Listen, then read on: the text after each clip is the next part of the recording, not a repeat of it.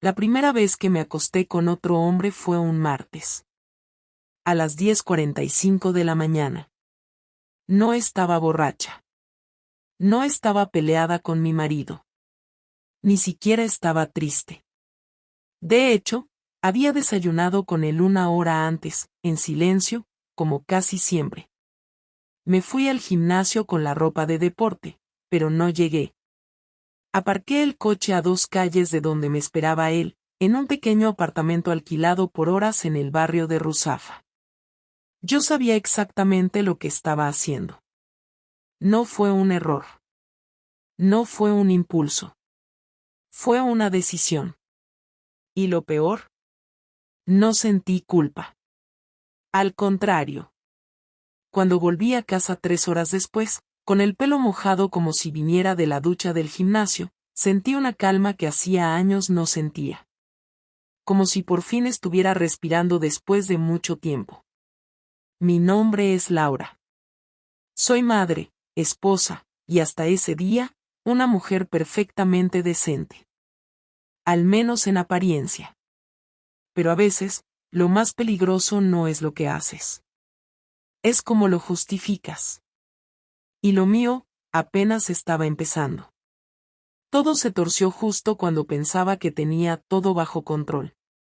Habían pasado 3 semanas desde ese martes y ya había repetido el encuentro 4 veces, siempre a la misma hora, con el mismo hombre, en el mismo apartamento alquilado por horas. Su nombre era Iván, trabajaba en una agencia creativa, y lo conocí en una reunión de trabajo cuando su empresa hizo una campaña para el despacho de abogados donde trabaja Marcos. El interés fue mutuo desde el primer momento, pero yo no le di importancia. Pensé que era normal sentir cierta atracción por alguien nuevo. No era la primera vez que me pasaba. La diferencia fue que esta vez no se me pasó. Me escribió, me buscó, y yo no hice nada para detenerlo. Me dejé llevar porque quería hacerlo. Porque estaba cansada de que todo en mi vida fuera tan perfectamente estructurado. Marcos nunca fue torpe, pero tampoco era un hombre celoso. No era de los que preguntaban con quién habías hablado o por qué habías llegado 15 minutos más tarde de lo habitual. Nunca revisó mi bolso, ni mi coche, ni se acercaba cuando hablaba por teléfono.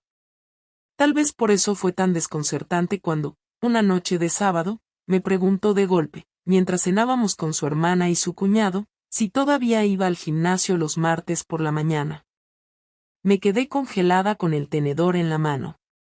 No por la pregunta en sí, sino por el momento. Fue tan directo, tan preciso, que no supe qué cara poner. Me limité a decir que sí, que iba cuando podía. Él no insistió. Sonrió, brindó con su cuñado y cambió de tema. Pero yo supe que algo estaba mal. Esa noche apenas dormí. Él, como siempre, se dio la vuelta y se durmió en 5 minutos. Yo me quedé con los ojos abiertos mirando al techo, con el estómago revuelto y la garganta seca. El lunes siguiente volví al trabajo con la idea de no ver a Iván esa semana. Me dije que necesitaba poner distancia, pensar con claridad, evitar que las cosas se salieran de control. Pero fue él quien me escribió a media mañana con un mensaje que me hizo volver a caer. Solo puso, mañana a las 10:45. No respondió a mi negativa inicial, pero a las 2 horas me mandó una foto suya en el baño de la oficina, con el típico gesto confiado que me hacía sonreír incluso cuando no quería. Y caí. Otra vez. El martes fui. Y esta vez fue diferente, más corto, más apresurado, más como un escape que como un encuentro. Al volver a casa, noté algo raro. Marcos ya estaba ahí, cosa poco común a esa hora. Su coche no estaba en el garaje, así que asumí que había llegado en taxi o que lo había dejado en el taller. Lo saludé con un beso rápido, como siempre, y él me preguntó si me había ido bien en el gimnasio. Le dije que sí, que había estado tranquilo. Él asintió, volvió a su portátil y no dijo nada más. Pero cuando fui al baño a cambiarme, lo noté. La bolsa de deporte no estaba como la dejé.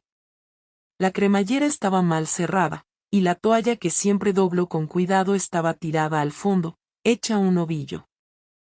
No dije nada. Me duché y me vestí con ropa cómoda. Pasamos la tarde en casa, cada uno en lo suyo. Pero el ambiente estaba cargado, como si algo flotara en el aire y ninguno quisiera nombrarlo.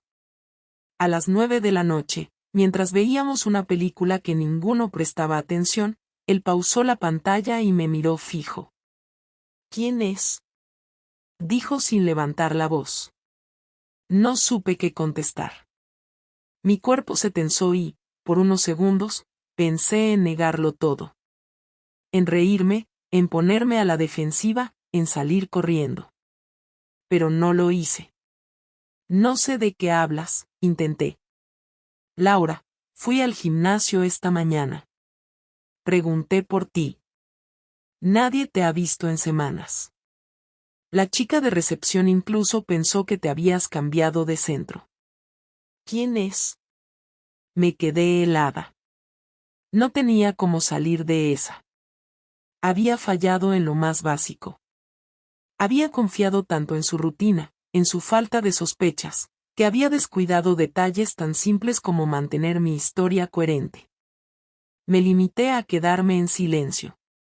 El tipo de silencio que ya no disimula nada. Marcos no gritó. No rompió nada. Solo respiró hondo, se levantó del sofá y fue a buscar algo a su despacho. Volvió con una carpeta y la puso sobre la mesa frente a mí. Lo contraté hace 2 semanas. No necesitaba pruebas, pero me convenció de que, si las veía, me costaría menos tomar decisiones. Abrí la carpeta. Fotos. 2 en la entrada del edificio. Una donde Iván me tocaba la cintura. Otra donde me besaba en el coche. Una más, nítida, frente al apartamento. El corazón me latía tan fuerte que sentía que me iba a desmayar. Era la primera vez en mi vida que alguien me enfrentaba con hechos tan evidentes. No había margen de duda, ni espacio para excusas. ¿Vas a decir algo?, preguntó él, sin mirarme. No sé qué decirte, fue lo único que salió de mi boca. Marcos asintió. Se levantó y fue directo al dormitorio. Cerró la puerta con llave desde dentro. Yo me quedé sola en el salón, con las fotos frente a mí, sintiéndome completamente expuesta. Todo había empezado como un secreto controlado. Y en menos de 5 minutos, ya no tenía nada bajo control. Esa noche dormí en el sofá. No porque él me lo pidiera, sino porque no me atrevía a acercarme a la puerta cerrada del dormitorio. Me quedé despierta durante horas, pensando en todo lo que había pasado y en todo lo que aún no había dicho. Por la mañana, cuando fui a buscar café a la cocina, él ya estaba vestido, con las llaves en la mano y sin intención de hablar.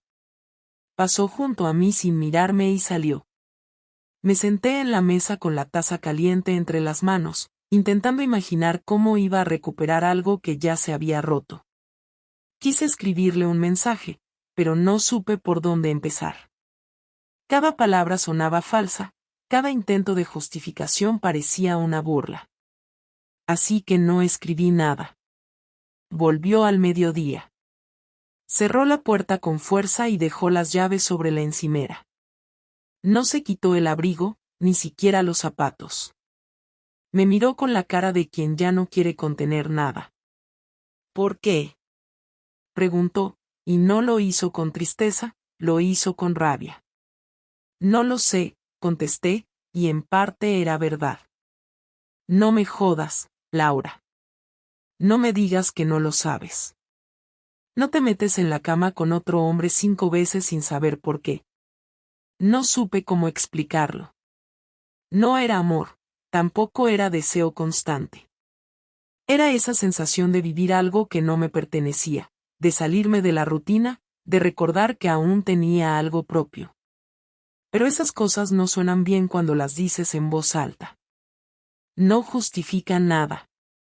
No sirven. No te buscaba. No lo planeé.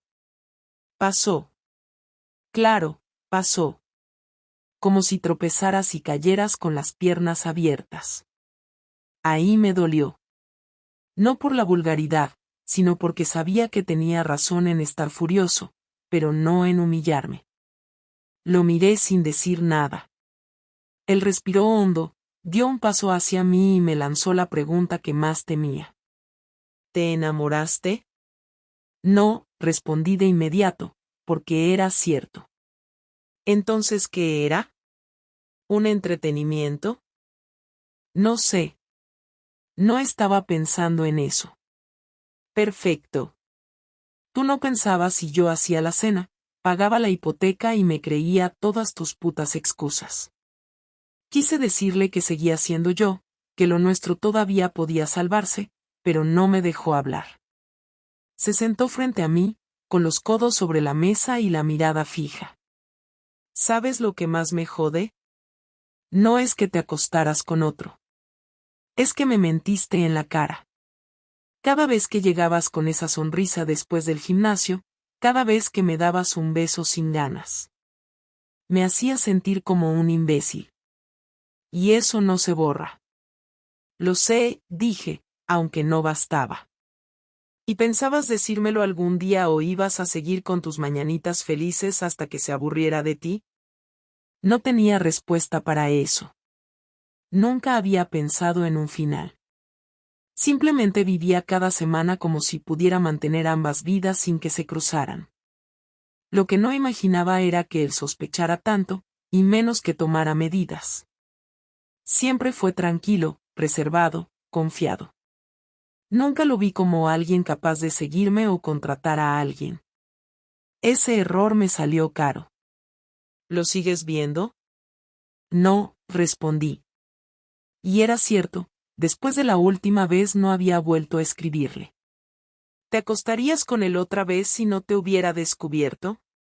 No lo sé. Tal vez. No quiero mentirte más. Esa última frase lo descolocó. Bajó la vista y se quedó en silencio varios segundos.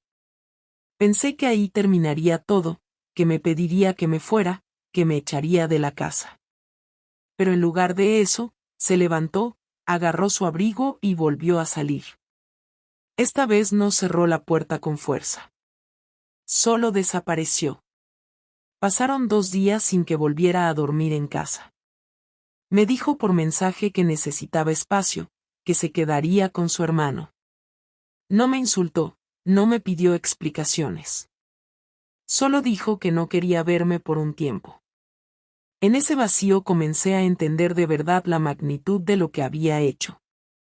No era solo el sexo, ni la mentira, era la traición al hombre que nunca me negó nada. Él confiaba en mí más que yo misma. Y eso lo destruí. El tercer día volvió por la mañana. Entró, fue al dormitorio, llenó una maleta y salió sin decir palabra. Antes de cerrar la puerta, se detuvo y me dijo algo que todavía no puedo sacarme de la cabeza. No sé si algún día voy a poder mirarte sin recordar esto. No sé si voy a perdonarte. Pero no quiero vengarme. No soy como tú. No contesté. Solo asentí. Porque tenía razón. Yo había cruzado una línea y él, con toda la rabia y el derecho que tenía, decidió no hacer lo mismo. Esa fue su forma de ponerme en mi lugar. No con gritos. Con distancia. Con dignidad. Y fue entonces cuando supe que había perdido más de lo que pensaba. La venganza no llegó con gritos ni con violencia, sino con una precisión quirúrgica que nunca esperé de él. Pasaron 4 días desde que se fue con su maleta, y durante ese tiempo yo trataba de seguir una rutina que ya no tenía sentido. Me despertaba, hacía café para uno, limpiaba la casa aunque no hiciera falta, comía sin hambre y dormía poco. Sabía que en algún momento Marcos volvería, o al menos intentaría hablar conmigo, pero lo que no sabía era que él ya había empezado a moverse desde el primer día.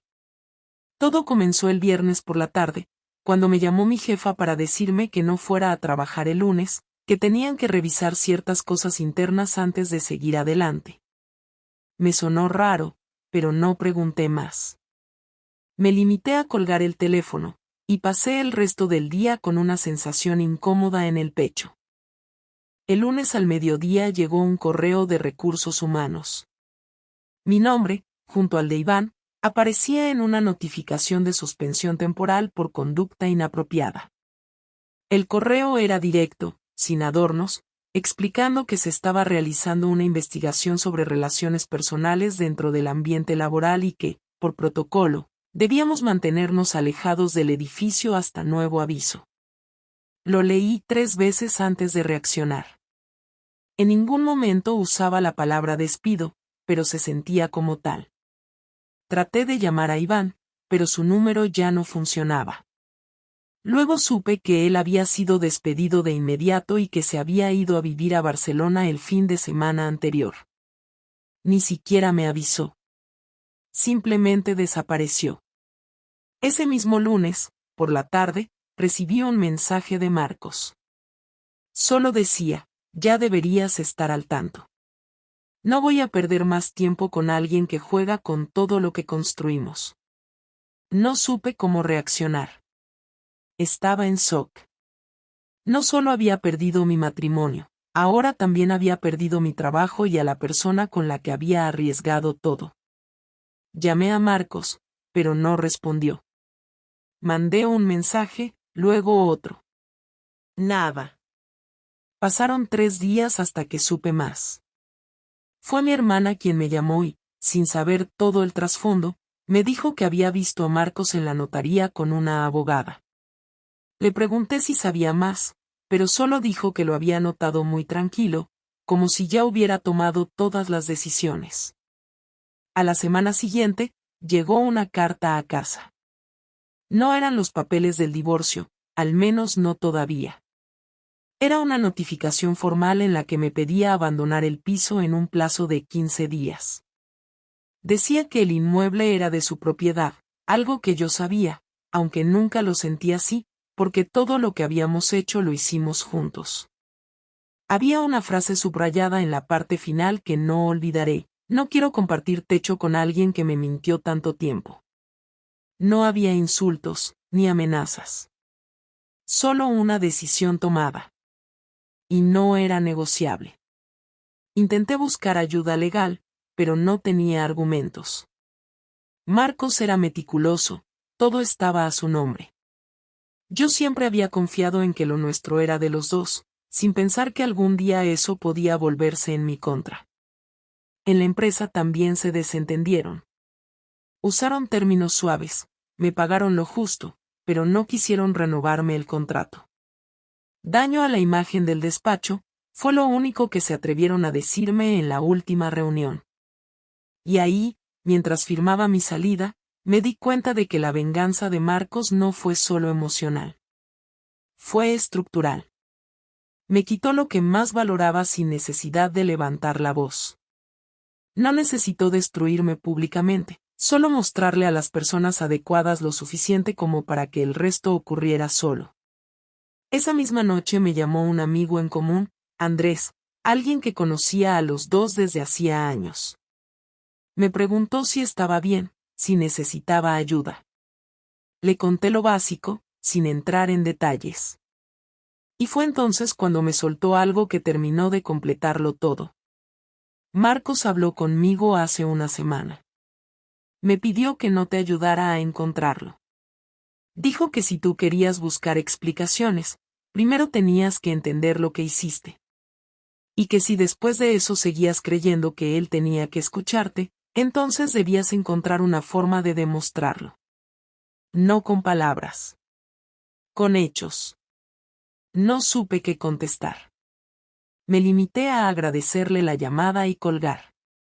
Me quedé sola en la cocina, con una caja de cartón a medio llenar, sabiendo que estaba empezando una nueva vida, pero no porque lo hubiera elegido, sino porque él había decidido que ya no merecía formar parte de la suya. Y ahí entendí que la venganza no siempre viene con gritos, ni con escenas dramáticas. A veces es solo un silencio firme, una retirada impecable, un no más que no necesita explicación. Y esa fue su victoria. Pasaron 9 días desde que me fui del piso. Me instalé en un pequeño apartamento amueblado en una zona que no me gustaba, pero era lo único que podía pagar sin ingresos fijos. Aún no encontraba trabajo, Iván había desaparecido de mi vida por completo y Marco seguía sin responder ni un solo mensaje.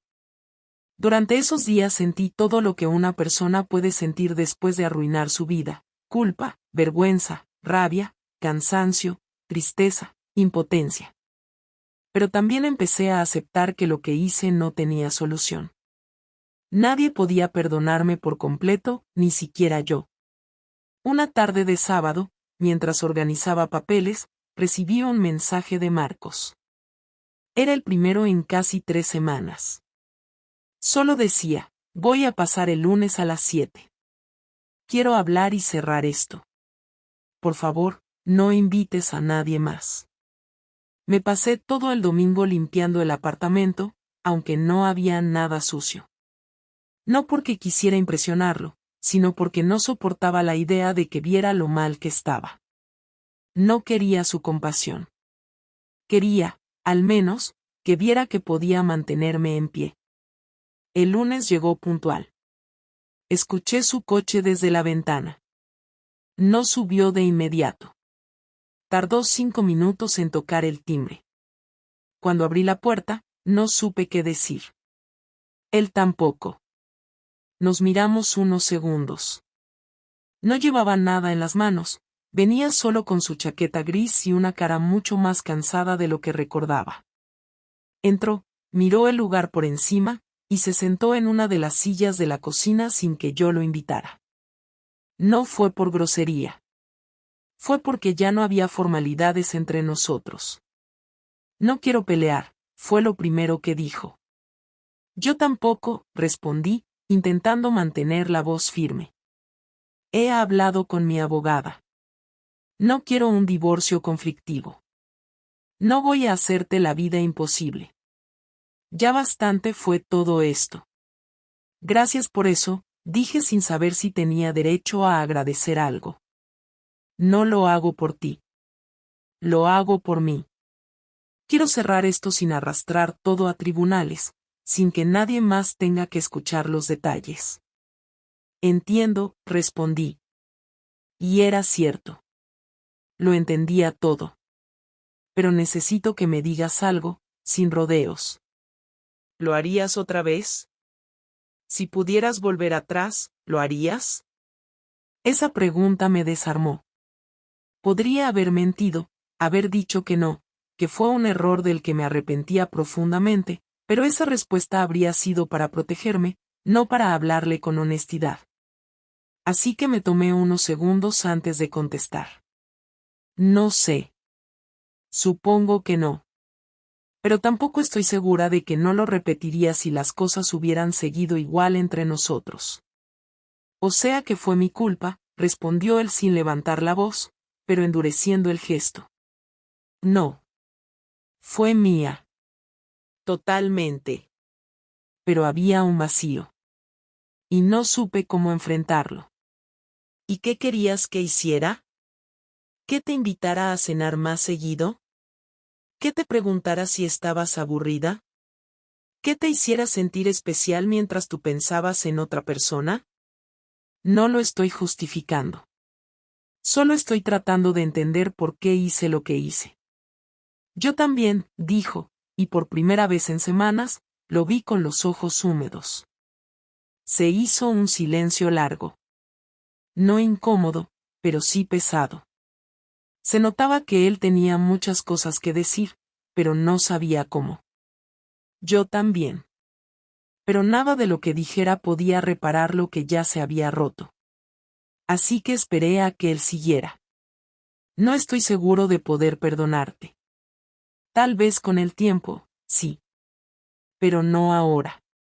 No mientras todavía recuerdo tus horarios, tus excusas, tu cara cuando mentías sin parpadear. Lo entiendo. Y no quiero que esto se alargue más. Quiero que firmemos los papeles en cuanto estén listos.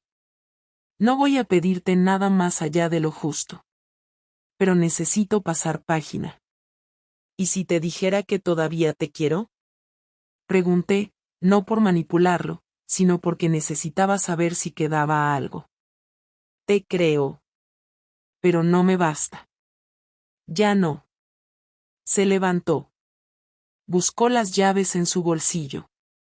Se quedó de pie frente a mí y bajó la mirada unos segundos antes de hablar de nuevo. No te deseo nada malo. De verdad. Pero tampoco quiero verte, al menos por ahora.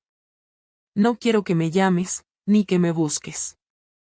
Si pasa algo urgente, lo resolveremos con los abogados. Está bien, dije, y no supe cómo contener las lágrimas. Y no te preocupes por la empresa. No dije nada que no fuera estrictamente necesario. Pero todos se enteran tarde o temprano. Así que prepárate para eso también. Gracias por no arrastrarme más de lo que ya estoy, intenté decir entre lágrimas. Tú te arrastraste sola, respondió, sin dureza, pero con una frialdad que dolía más que cualquier grito. Abrió la puerta y salió sin mirar atrás. Yo no lo seguí. No por orgullo, sino porque sabía que nada de lo que pudiera decir en ese momento cambiaría lo que él sentía. Y en esa despedida seca, sin abrazos, sin reconciliación, sin esperanza, entendí que lo nuestro ya no existía. Solo quedaba el daño. Después de que Marcos cerró la puerta, me quedé sentada en la misma silla, sin moverme durante casi una hora. No pensaba en nada concreto, no lloraba ni me quejaba. Solo estaba ahí, sin saber muy bien qué hacer con mi cuerpo ni con mi vida. Durante semanas había deseado que me hablara, que me diera la oportunidad de explicarme, de al menos cerrar la historia con algo de humanidad. Y cuando finalmente lo hizo, me di cuenta de que ya no esperaba una segunda oportunidad.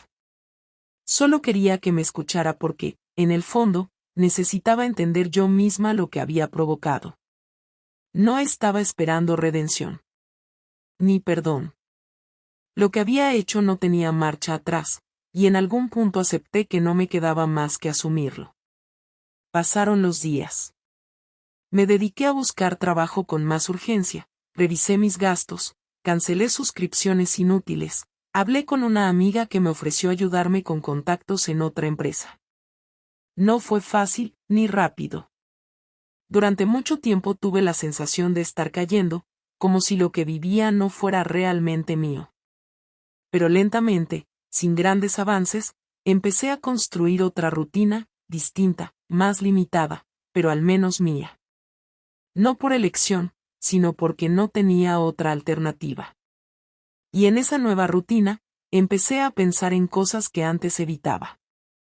Me obligué a ver la relación con Marcos como lo que fue, sin endulzarla ni idealizarla, pero tampoco cargándola con rencor para justificar lo que hice. No me fui con otro porque Marcos fuera malo. Tampoco porque me faltara nada esencial. Él fue un buen esposo. Tal vez poco expresivo, poco dado a demostrar, pero siempre estuvo. Siempre cumplió. Yo fui la que rompió la estructura. No porque quisiera destruirla, sino porque quise sentir algo diferente y me importó más ese deseo que todo lo que podía perder. No se trató de amor ni de pasión. Fue egoísmo. Puro. Quise recuperar una parte de mí que ya no sabía cómo integrar en nuestra vida juntos, y cuando vi la oportunidad de hacerlo a escondidas, la tomé. No porque estuviera buscando un amante, sino porque me sentí viva en algo que escapaba a lo que conocía. Y eso no es una excusa. Es una explicación que, ahora lo sé, llega demasiado tarde. Hoy, después de casi 4 meses, estoy firmando los papeles del divorcio. Lo hacemos por separado. No nos volvimos a ver desde aquella conversación en mi apartamento. Todo ha pasado a través de abogados. Él fue impecable en eso también. Nunca usó la situación para castigarme económicamente. No difundió nada. No me expuso más de lo necesario. Pero me borró. Como si no hubiera existido. Y eso, aunque sea lo justo, sigue doliendo. He aprendido que cuando traicionas, no solo pierdes a la persona que dañaste. Te pierdes a ti también. Porque ya no puedes confiar ni siquiera en tu propia capacidad de ser honesta. Durante semanas me pregunté si Marcos volvería, si habría una mínima posibilidad de reconstruir algo. Pero ahora sé que, incluso si él apareciera, ya no podríamos empezar de nuevo. No por orgullo. Porque lo que nos unía ya no está. Y fingir que podríamos olvidar todo lo que pasó sería una segunda traición, esta vez más sutil pero igual de destructiva. No tengo grandes planes para el futuro. Solo quiero seguir adelante. Quiero encontrar trabajo, mantener mi independencia, no depender de nadie para sentirme útil. No busco otro amor, ni estoy interesada en rehacer mi vida sentimental. No sé si eso cambiará, pero por ahora me basta con no repetir lo que hice. A veces salgo a caminar por el barrio, sola, sin rumbo, y me cruzo con parejas que discuten, se ríen o simplemente caminan en silencio. Y pienso en lo fácil que es perder algo que parecía estar asegurado solo porque dejamos de prestarle atención. Yo no lo vi venir. Creí que el amor podía sostenerse sin esfuerzo, que no necesitaba mantenimiento constante. Me equivoqué. Esta experiencia no me hizo mejor persona. Pero me hizo más consciente. Ya no me justifico. No intento limpiar lo que hice. Solo quiero vivir sin repetirlo. Si alguna vez alguien me pregunta qué aprendí de todo esto, no tengo una gran frase, ni una moraleja de manual. Solo sé que la mentira más peligrosa no es la que le dices a otro, es la que te dices a ti misma cuando empiezas a creer que nada tiene consecuencias. Porque cuando llegan, ya no puedes esconderte. Marcos sigue con su vida. Me contaron que está saliendo con alguien, una compañera del bufete. No me molesta.